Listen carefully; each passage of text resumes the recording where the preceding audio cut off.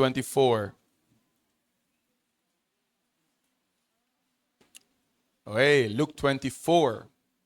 Salamat at nandito yung nanay ni James. Ma'am, thank you po sa pagpunta. At first time niya makapunta na talagang nag-attend talaga. Thank you po, ma'am. First time ba, James? First time? Second time na. Ma'am, thank you po pag balik. At susuportahan niyo po yung anak. Dito, parang kailan lang ay discouraged. Pero ngayon, biro mo, kung natuloy sa pagka-discourage, hindi niya makita na kasama yung nanay niya dito. Luke 24, kasama pa yung kapatid. Luke 24, verse 46. 24 verse 46.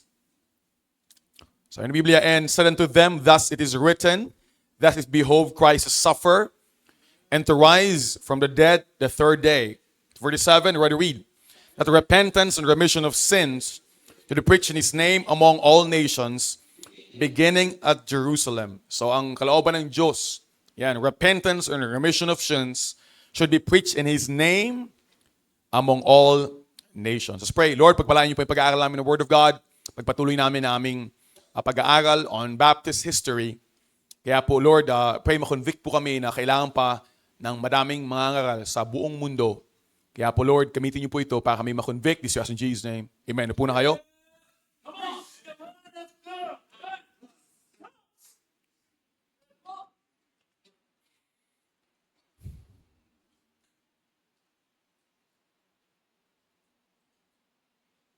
Last year, this year lang, ay nagkaroon ng anniversary sa Hong Kong at pumunta doon si Preacher Jess. 1 year pa lang yung gawain doon sa Hong Kong. Walang pastor. Ang ginagawa lang, nag-live lang sila. Nagsimula last year. Live lang. Live sa umaga. Tapos sa binabible study lang ni Ma'am Beata Agustin, yung mga babae na yon sa sa Messenger.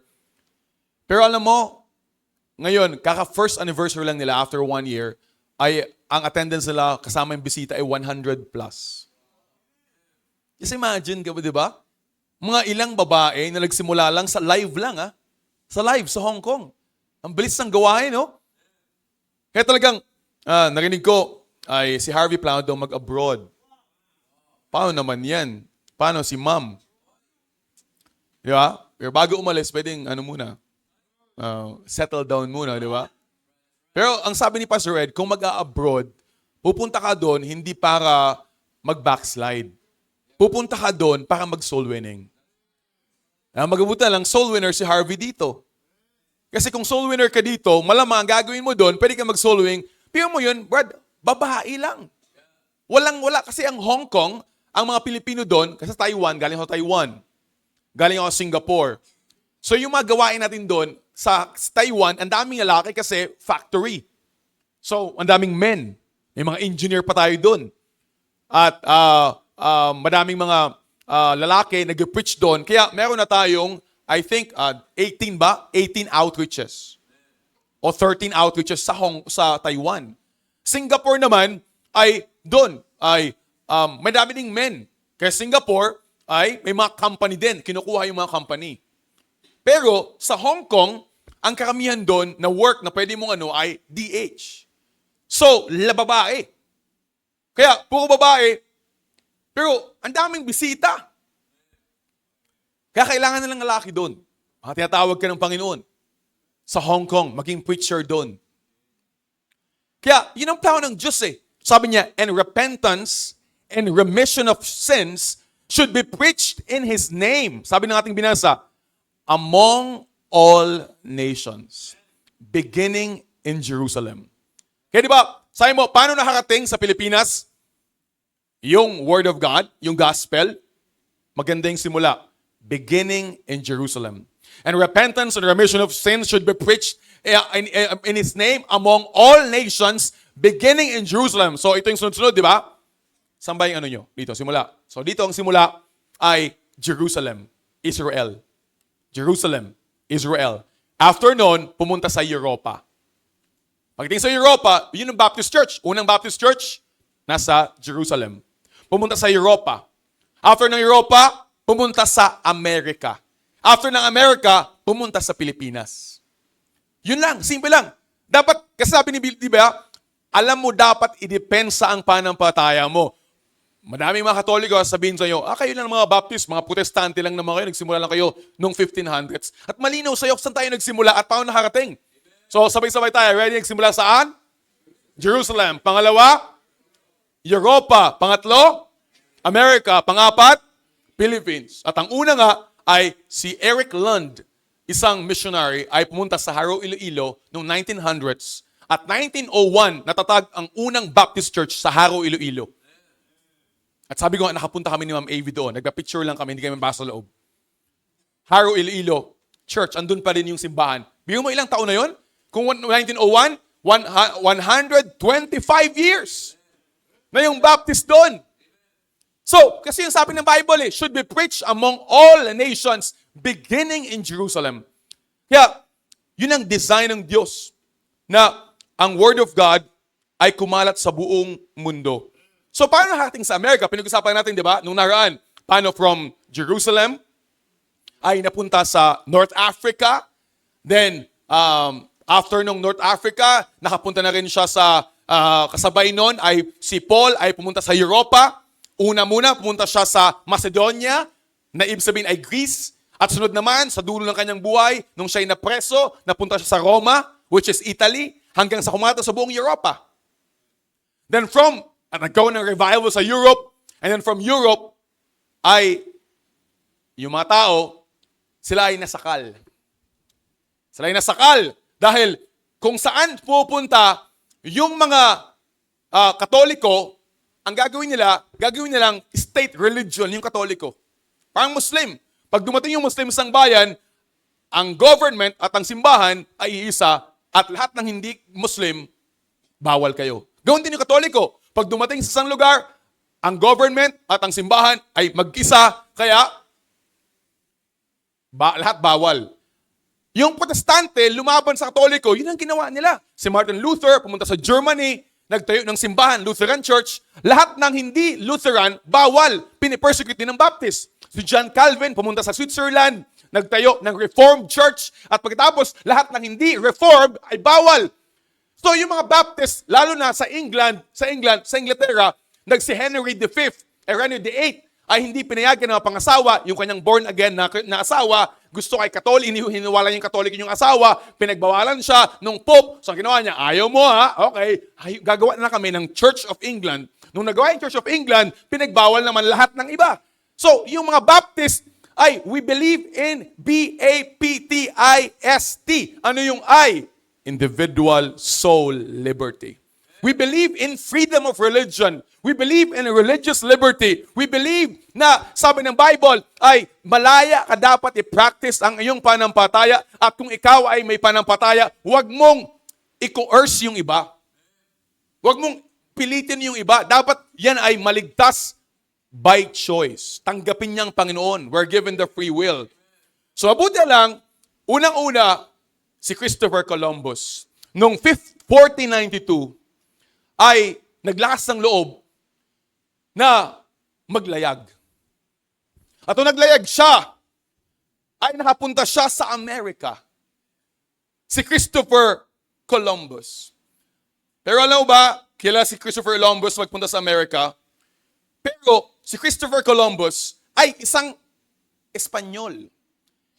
Siya ay, ang purpose niya ay i-evangelize, quote-unquote, ang Amerika ng Katolisismo. Katoliko siya. In fact, yung pangalawang pagbalik niya sa Amerika, dala niya mga praile. Para yung mga native doon, ano yung native? American Indians, ay ma-convert into Catholicism. Kaya nung 1520 hanggang 1840, ay yung mga praile at mga pare ay nagsimula ng mga simbahan sa US, sa Amerika. Ito yung mga Franciscans, mga Dominicans, at mga Jesuits.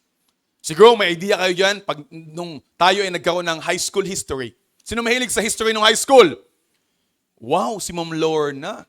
Sino mahilig sa binasa ang Noli Me Tangere at nag-enjoy siya? Pumpihira, no? Sa El Filibusterismo, sino dito ang kamukha ni, Padre Damaso? Okay. Sino ang kamukha ni Maria Clara Dave?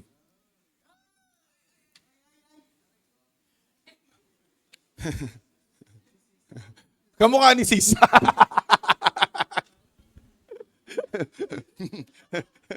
Kasabay lang, bigyan mo yan, ay 1520, nagsimula yung mga Katoliko doon, mag-ikot doon sa Amerika. Halos kasabay lang nung pagpunta ni Ferdinand Magellan sa Pilipinas, 1521.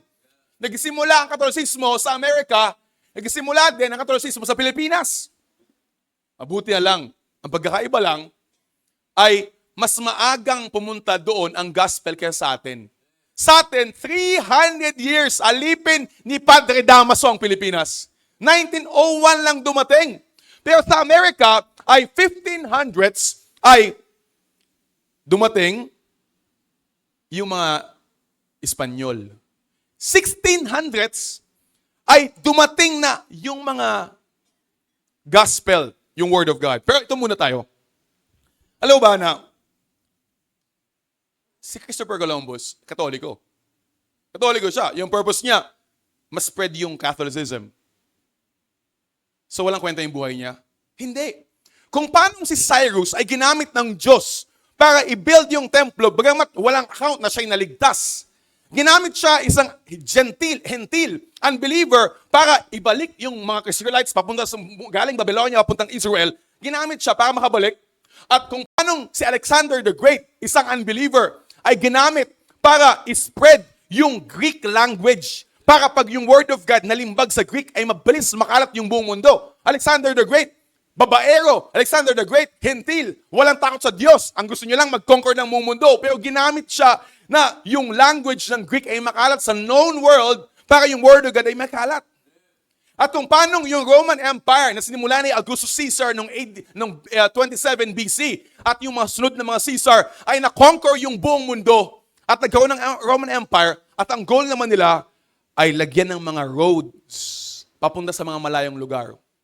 Kaya sabi nila, all roads lead to Rome. Pinaganda yung access sa Roma na may mga daan. Ginamit ng Panginoon yun para yung mga missionaries like Paul, ay maabot yung madulo-dulo ng mundo for the Word of God. Para pagdating ni Jesus Christ, ready na. Ready na pagdating nila Paul, nila Peter, nila James, open yung buong mundo para maabot because of the Roman Empire. Ginamit yung mga unbeliever. Ganon din si Christopher Columbus. Kaya anytime may isang lalaki na may courage na hindi pa naaabot yung dakong yon, pero aabutin ko by the, hindi pala, wala pang grace of God siguro yun eh. Sa Diablo nga kasi Katoliko eh. Pero, gagamitin pa rin ng Panginoon para ma-open yung path papunta sa Amerika para pagdating ng 1520, ang susunod naman ay gospel na. Mga missionaries nang pupunta. Kaya kapatid, alam mo, anytime, may tao na magsimula, may courage, yun unbeliever pa yun. Ikaw nga believer, mga unbeliever pa mas may tapang na pumunta. Nalala ko, yung kaibigan ko si David Livingstone. Siya naman ay explorer. Yung kanyang passion na explorer, missionary pa. So, nakita niya na yung Africa, hindi pa naaabot, wala pang mapa, hindi pa naaabot ng kahit sino. Noon, yung Africa na pinuntahan ng Ethiopian eunuch, yung Ethiopia, nasa baba lang yun ng Egypt. Pagbaba mo sa Israel, ito yung Israel, Egypt, ito na yung Africa, tuktok, sa baba ng Ethiopia. So, malamang, doon lang pumunta yung Ethiopian eunuch, doon lang pumunta yung mga Donatists sa north. Pero ang problema ay yung south. Si David Livingstone ay isang Scottish missionary from Scotland. Pumunta siya sa Africa. Pagpunta niya sa Africa, papunta siya sa south ng Africa. Na yung mga unbelievers, wala pang mapa. Siya ay missionary na ang goal niya, nung makita niya na may mga usok doon sa malayo, sa South Africa, sabi niya, pag may usok, may mga tao yan. Na-convict siya na abutin yon. So siyang nang unang nag-explore bago pa maabot ng Coca-Cola, bago pa maabot ng mga slave traders, bago pa maabot ng mga businessman. Ang unang pumunta yung may puso, for God so loved the world. It's the love for souls that moved him to go to the south of Africa. Kapatid, Ano yung tibok ng puso mo ngayon na mag-move sa'yo, patapos na ako sa aking Baptist history, hindi ka ba naaantig na may gagawin ka? Ito mga unbeliever, ito ay mga wala pang Facebook nun. Wala pang Google Maps. Siya ang pupunta doon. In fact, nung nagsimula siya, kailangan niya ng mga tutulong sama sa kanya, galing Scotland. Ngayon sumulat sa kanya, sabi niya, susunod kami, pag nagawa mo na yung ruta papunta doon sa mission. Ang sagot niya, sabi niya, kung pupunta lang kayo dito pag may ruta na, hindi kayo kailangan ng Panginoon. Sabi niya, gusto ko ng mga missionary na kahit wala pang ruta, pupunta na. Alam mo, ikaw masyado kang pasigurado eh. Kailangan muna maging sigurado. Hindi. Believe first. See is to believe. Hindi. You must believe first na pwede kang gamitin ng Diyos. Kahit na imposible, wala pang nakakapunta doon. Wala kang kasama doon. Wala kang kaibigan doon. Hindi mo alam paano ka magkakaasawa. Pero mo yan, gusto mo mag-pastor's wife, hindi ka pa nga sure kung may nagpe-pray sa'yo. Anong tawag doon? Faith. Grabe, may mga babaeng tumango. May babaeng tumango. Grabe, ganun pa, oh. Grabe yung panampalataya ng mga babae. Bakit kayo lalaki, huwag kayong magmalaki, huwag kayong magmayabang. Hindi kayo ang pipili, ang Diyos ang maglalagay sa kanya sa puso mo. Ang masakap lang kung sa puso ni Jay ka nilagay. Amen? Kaya kapatid, Christopher Columbus, ginamit ng Diyos, ikaw, save ka, Kristiyano ka, ayaw mong gumawa, at umabot sa malayong dako. To the regions beyond, I must go. Pero mo, unbeliever, mali yung motibo, pero ginamit ng Diyos para mabuksan. Kaya nga, mahalaga yung gagawin ni Miko, mabubuksan, na pwede palang gawin ng simpleng simbahan taga San Pablo nagmisyon. Inuubos na ako yung hininga sa inyo. Nauutang na ako mag-misyon. Pwede ka mag-misyon. Mo? Kapatid. Una, Christopher Columbus. Pangalawa, 1620, may isang barko. Ang pangalan ay Mayflower. At sa Mayflower ay dun sumakay yung tatawag na mga pilgrims. Doon sa England na sila ay walang kalayaan mag-practice ng kanilang panampalataya. So they want to go somewhere na may religious freedom. They want to go to the free world, to the land of the free and home of the grave. La, la, la, la, la, la. Amen. America, the Statue of Liberty, na may freedom. Land of the free, home of the brave.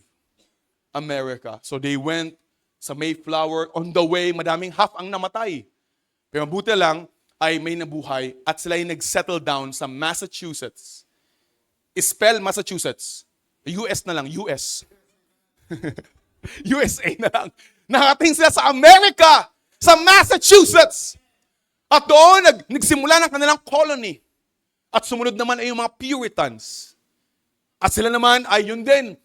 Wala silang kalayaan na mag-practice kasi hawak nung Church of England sa Inglaterra yung state religion. Kaya nga ang Baptist, never tayo nagkaroon ng state religion or government-sanctioned religion or pinag-asawa na relihiyon at simbahan pinag-isa at yung iba ay papagbawalan. Ang Baptist, never natin ginawa. Mga Baptist, ayaw natin ng Muslim, ayaw natin ng Iglesia, ayaw natin ng Mormons, ayaw natin ng Jehovah's Witness, pero hindi natin sila papagbawalan ng kanilang panampalataya. Mag-soul winning lang tayo.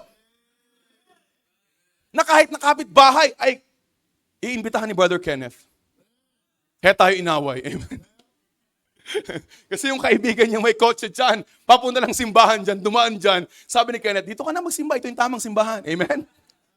Kaya inaway tayo ng kapitbahay. Amen? Yun yung Baptist. Hindi tayo mga pababawal lang iba. Mag-soul winning lang tayo. Anong pinagpaalam ko si Brother Migo, kay Pastor Ed, sabi ko, Pastor, si Brother Migo po, nagsimula na po sa Kalawan, nasa Tanawan. Patay ka sa pagkalawan. Tanawan. Sabi niya, sabi ko, Pastor, meron din po kasing area doon ng San Pedro. Meron talagang area ng San Pedro doon. Meron doon area ang Los Baños sa Tanawan. So, 3 ang magsimula doon. Ang sabi ko, Pastor, okay lang po. Okay lang po. Okay na 3 po, ang dami namang tao sa Tanawan. Ang mahalaga, mapagsimula lang. Kasi andun na, may mga tao na biro mo nung Sunday, isang high A sila, ay hindi na nagkasya, so si Brother Eric nagmotor na punta dito. Kailangan na magsimula, puno na yung sakyan. Kailangan na magsimula. At pag nasimula na yan, sunod-sunod na yan. Kailangan lang ng mga Columbus na pupunta sa Amerika. Na may tapang. Nakakaya ka pa din naman sa mga unbeliever, mas matapang pa yung unbeliever sa'yo. Wala bang conviction sa puso mo na, Lord, I must do something. I must go somewhere far and bring the gospel to the uttermost part of the world. Pupunta ka ng Middle East, magsama ka naman. Kasal muna, tapos sama ka na yung mapunta doon. Amen? Pagdating nila doon, sunod-sunod na. Mga Presbyterian sumunod na doon. Calvinists sumunod na doon sa Amerika. Yung mga Baptists, tahimik lang sila. Pasabay-sabay lang sila doon sa mga dumating. Bawat dumarating, may mga Baptist na pasulpot-sulpot na sumasama doon. Pero hindi sila nagsimula. Until one day, may isang lalaki na ginamit ng Panginoon para simulan yung unang Baptist Church. Pero bago yun, alam mo pagdating nila doon, ang first English language book na na-print sa US ay isang paraphrase ng Book of Psalms. Talagang mga Kristiyano eh. Yung first book na limbag, paraphrase ng Book of Psalms. Hindi Book of Lyros, Book of Psalms. Kaya the America was founded in the Word of God. Kaya it's a great nation. Doon ako lumaki sa California. Kami mga American Negroes. Amen? Kaya kapatid, itong punto ko dito. Para maging great ang Philippines, wala yan sa Senado. Wala yan sa Kongreso. Ang greatness ng ating bansa, kapatid, ay kung pupunuin natin bawat public school, bawat police station, at bawat munisipyo ng Word of God. Salamat na yung mga police tayo dito na membro. Pero ano pa, kung mapasok natin yung Kapitolyo, yung mga teachers, yung bawat kanto, kapatid, yun doon ang Amerika, kaya great nation eh. Word of God, founded in the Word of God. Anong Pilipinas? Saan tayo founded? Sa korupsyon. Ano ating pambansang hayop? Buhaya, amen? Mabuti lang, nung Monday, nag-SONA pa lang. Diba? SONA, State of the Nation Address. At nagalit yung mga Akbayan Party List representative kasi daw, di nabanggit yung LGBT. Hindi pa nila narinig yung about sa pagtaas ng HIV case.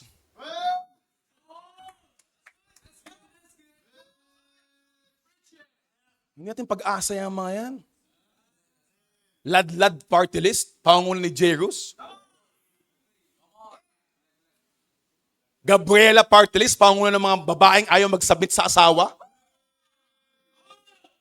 Yung mga Gabriela, pangunguna ng mga babaeng pinapaglaban ang karapatan nila at inaaway yung asawa. Meron ba dito mga Gabriela na babaeng Baptist na hindi magpasakop sa asawa niya? Hindi. Ang kailangan natin ay Word of God. Pag bawat pamilya may Word of God, yung babae ay submissive sa asawa. Yung lalaki ay leader ng tahanan. At yung mga anak ay sumusunod sa magulang. At dinadala sa church yung magulang. Amen? Kaya huwag ma-discourage kasi madami ka pang dadalhin sa Panginoon. So pagdating nila doon, number 3 na tayo. Number 3. Patapos na ako. Amen? Si Roger Williams at si John Clark. Dalawang pananaw ng mga historians na nagsimula ng unang Baptist Church sa Amerika. Una ay si Roger Williams. Siya ang ilang historian sinasabi na siya ang nagtayo ng First Baptist Church. At yung simbahan na tinayo niya ay sa Rhode Island. Ang Rhode Island ay, kung nakakatingin kayo sa US, ako hindi pa, ay dito yan sa kanan ng Amerika, sa baba ng New York, sa baba. Andun yung Rhode Island. This Rhode Island is the smallest state in America. Rhode Island. At doon, pumunta si Roger Williams at kilala siya sa buong Amerika dahil siya ang nagpasimula ng isang lugar na may, for the first time in history, may religious freedom. Nung natayo yung Rhode Island, silang mga Baptist nagsimula, hindi nila pinagbawal yung iba. Tulad ng ginawa ng Lutheran, hindi nila pinagbawal ang iba. Tulad ginawa ng Calvinist, hindi nila pinagbawal ang iba. Tulad ng ginawa ng Katoliko. Yes, kami yung nagsimula, Baptist, pero malaya yung iba mag-practice ng panampalataya nila. Kaya because of that, ginamit yon para yun ang ilagay na pananaw at prinsipyo nung tinayo at nilimbag ang US Constitution. Nahawa nung government doon sa Rhode Island, yung US Constitution na yun ang inadapt nila na sa buong Amerika na bawal ng magbawal na religion, nasa batas na you have the freedom to practice your religion whatever it is. At salamat sa Panginoon, tayo sinakop ng Amerika nung pumunta sila dito at ginaya natin yung ating Constitution, Philippine Constitution sa American Constitution. Kaya ang bansang Pilipinas, sinasabi nila, ay the next America. Dahil malaya mag-preach, yung mga tao ay uhaw sa Word of God. Kapatid, sa ibang lugar, yung mga tao ayaw ng Word of God. Sa ibang lugar, closest sa gospel. Pagpunta ko Singapore, ay parang sisyahan ko yung katabi ko sa airplane. Parang, ba't mo kinakausap? Yung pala, yun talagang normal sa Singapore. Parang, you're talking to me? Mantalang sa Pilipinas dito, pag pinapasok ka sa bahay, papakapahin ka pa. Pag bumalik mo, papameryendahin ka pa.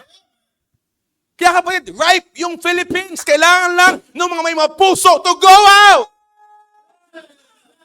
Knock on doors. Para tayong next America, kapatid. Next America ngayon, patigas na yung puso ng mga tao. Pero ang Pilipinas, nagsimula pa lang tayo. Ready for revival. Kailangan lang ng mga preachers.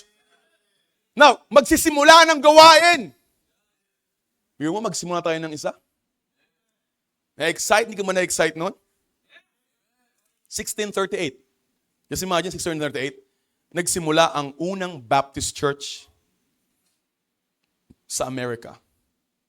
Yung pangalawa naman, ang panaw ay si John Clark. Si John Clark ay nagtayo naman, malapit din. Yung isa ay sa Providence, yung kay Roger Williams, sa Providence, Rhode Island. Si John Clark naman, yung isang panaw, siya nagsimula sa Newport, Rhode Island. So whatever it is, kung alin man ang una, ang mahalaga, may unang naging Baptist Church noong 1638 at kumalat sa buong Amerika at afterwards ay may mga missionary pumunta sa Pilipinas. Yung sa Pilipinas, ang pinakamadaming pumunta ay mga Bible Baptists. Bob Hughes Bible Baptist. Pastor sa Bethany Bible Baptist. Yung sa Manila puro Bible Baptist. Kaya si Pastor Ed, ang sending church niya ay Bible Baptist. Ginawa niya lang ng distinction, ginawa niya lang ng Christian Bible Baptist Church. Kasi yung ibang mga Bible Baptist ay nag-compromise na. Kaya mapalad tayo na tayo ay part ng CBBC. Amen? At meron tayong potensyal. Nagsimula ng CB San Pablo at ngayon pupunta tayo sa mga karatig bayan. Alam mo nga, kung nakita mo yung San Pablo Public Forum at yung mapa nung TR4, of all entrance and exit na pwedeng daanan sa kahaba-haba, tingnan mo yung mapa. Ang entrance at exit niyang SLEX na yan ay dun lang sa Shell. Doon papasok, doon lalabas. Kasi imagine kung manundo ka sa Alaminos o sa Chaong. Pag manundo ka, papasok ka lang doon, tuloy-tuloy ka na. Pag ikaw ay magbabalik sa church, paglabas mo ng ganyan, paglabas mo, papasok na, church na agad. What a blessing! Nasa sentro tayo ng hub, ng gospel. Ikaw na lang talagang manundo eh. Hindi ka ba na-excite na Ang dami namang daan. Pwede namang San Gabriel. Pwede namang San Gregorio. Pwede namang doon sa papuntang Santo Angel. Pwede San Lucas. Bakit talaga yung entrance and exit ay kung saan ang CBBC dito mismo sa may Shell? Ang daming pwedeng entrance exit. Diyan pa talaga. So yung pag mag-hold tayo ng conference, yung mga pastor, pagdating dito, hindi na mahirapan. Kasi paglabas na sa Shell, paglabas yan, andito na agad yung church. Andito na agad. Praise the Lord. Hindi na mga traffic. Kasi pagpasok mo, andyan na agad. Tapos, pag nabuo pa yung 10 years na diversion road na hindi pa tapos. Amen? Sila Brother Larry, galing doon, Santa Maria, hindi na pupunta dito. Tuloy-tuloy na lang sa punta dyan, sa likod naman sila pupunta, papunta na dito sa church. Mabilis niya nang mausundo yung mga pangasawa niya. Amen? Hindi ka ba na-excite tapos wala ka pang part sa pag-abot ng gospel? And repentance and remission of sins. Repentance and remission of sins should be preached in His name among all nations. Beginning at Jerusalem. Ang dami pa nating aabutin. Huwag ka munang ma-discourage. Kailangan natin ng preacher, hindi kailangan mabawasan. Ano ba na may mga onting away? Anong onting mga hindi pagkakasunduan compared sa mga taong patungo sa apoy ng impyerno? Kaya pa rin, ang Baptist in America, nagsimula sa Israel, punta sa Europa, America, then Philippines. Pero sa America, ay nagsimula kay Roger Williams o kaya kay John Clark sa Rhode Island. At mula nung kumalat sa buong Amerika, at 1901, 1900s, pumunta sa Pilipinas. At look what we have. Naabot ang San Pablo. It's our turn. It's our turn. Hear mo, sobrang dami ng CBC ngayon. Sabi ko, sa Tanawan, 3 ang pupunta doon. Calamba, 2. Calamba, Los Baños pupunta doon. Tapos CBC pwede pupunta din doon. Pero, ang nagsasalabit na ngayon, mga Baptist na. Maigi na yun kaysa ang kasalubong natin, Jehovah's Witnesses. So kanina kausap ko yung isang young people, si Brian Balanta, ay dun sa Bible School. Galing daw siyang Bicol. Tapos one day, siya ay nag-work sa Calamba. January 1, New Year, nag-enjoy silang mga barkada, naggala, umuwi siya 3 a.m. ng January 2. January 2 tulog siya. Sabado yun. Biglang mga galing San Pedro na nag-soul winning January 2. At nakinig niya sa labas, may nagsasabi. So ginawa niya, kinuha niya earphones niya kasi ang ingay, nilagay niya dito. Ang lakas daw ng boses. Babae yun ha. Ang lakas ng boses ng soul winner. Lagay niya lang earphones ko ganyan. Tuloy-tuloy pa din. So hindi siya mapakali, bumangon siya. Sakto paglabas niya daw, tapos na Sharon yung kausap ng babae na taga San Pedro. Tapos sabi niya, ikaw, gusto mo Sharon? Sabi, sige, Sharon siya. Tumanggap sa Panginoon. Na-invite San Pedro. Nag-full-time. Ngayon, graduate na sa Bible College. Kabatch yun ni Ma'am Cha.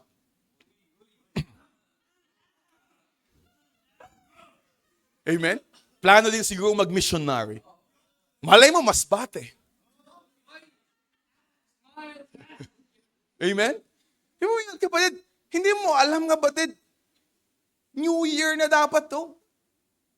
Walang pinipili yung soul winning. Minsan kapatid, yung time na ayaw mong lumabas, dun ka pa magkakabunga. Yung time na tamad ka pa, dun ka pa maging blessing.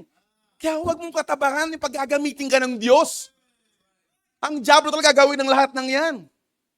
Dumating na yung mga bikomong galing Pangasinan. Tamang-tama naman, kanina sa class namin ni Troy, ni Harvey, ni Jeros at ni Clark, ay may taga-Pangasinan doon, ma'am. At tinuruan kami ng salita.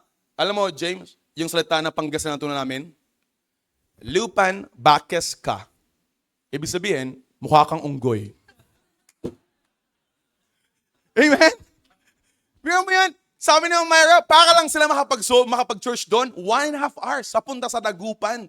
Ang layo. Ang baptist sa kanila, Eh, paano kung si Aki na mag-mission doon someday? Kaya pa hindi, sayang yung investment mo. Malay mo, babalik sa Buanga yung anak mo. Babalik sa Davao si Henry pag na-revive. Kaya pa tuloy-tuloy lang, pag-pray lang. Sabi niya, your labor is not in vain in the Lord. One of these days, ay aani tayo if you faint not. Sabi, aani ka, wag ka lang manlupaypay. There's a big world out there. Ngayon lang nag-aagawan kayo ng ulam pag full-time kayo. Pero someday, sobrang laki ng papagtapunan namin sa inyo. Ang laki ng buong mundo. Hindi kayo magkakaagawan sa lupa at mga lugar na pupuntahan. Mag-asawa ka lang muna. Si Jim Whittaker ay first American to reach Mount Everest. Itong sabi niya, I have helped more people to the top of Mount Everest than any other person. Taking people to the top of Mount Everest who would never get there without my assistance is the greatest joy of my life. Kasi sabi niya, nakaabot na siya sa Mount Everest. Pero sabi niya, wala nang tatalo sa saya na may mga tao na matulungan siya na kung hindi niya tulungan ay hindi makakaabot sa Mount Everest.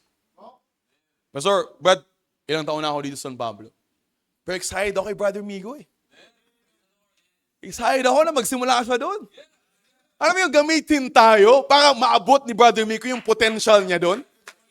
Ang laki nung lugar, magsimula siya doon. But magsimula ka 21 nung Sunday yung sasakyan. So, ibig sabihin, one of these days, hindi mo lang mag-50 na yan. Magkasandaan na yan. Pag may conference, pupunta sila dito, kapatid, kailangan lang magsimula. Kaya kapatid, who's next? Hindi ka ba excited, kapatid? Hindi ka ba excited? Kung excited ka, di magbigay ka ng faith promise uli. Excited ka pala eh, ba't yung faith promise mo? Mission ang pinag-uusapan. Yung faith promise mo na tenga na ilang buwan na. Yes, we must reach the whole world, pero hindi yan pupunta doon nang walang panggasolina. Aabot natin yung buong mundo. Pero kung hindi ka makakapunta, magbigay ka naman ng faith promise. Tayo tumayo, tayo malangin. Lord, thank you, Lord, that history, Lord, is nothing without application. What is learning, Lord, to reach the world if the people still would have no part in reaching the world? If they cannot go, we can give. I pray, Lord, that people will remember their commitments to give their faith promise. Na ma-renew uli yung aming fire na sumuporta sa misyon. Lalo pat ngayon ay maging formal at simula na ang gawain sa Tanawan. We pray for more budget para sa Lucena, sa Calaca at sa iba pang mga lugar. Kaya po Lord, salamat sa ilang linggo na pag-aaral about Baptist history. Pero Lord, kausapin niyo po yung tinawag to go at kausapin niyo po yung tinawag to give. Help us, Lord, to start giving our mission promise again. Especially, Lord, sa mga nakalimot at natigil ang pagbibigay para sa misyon.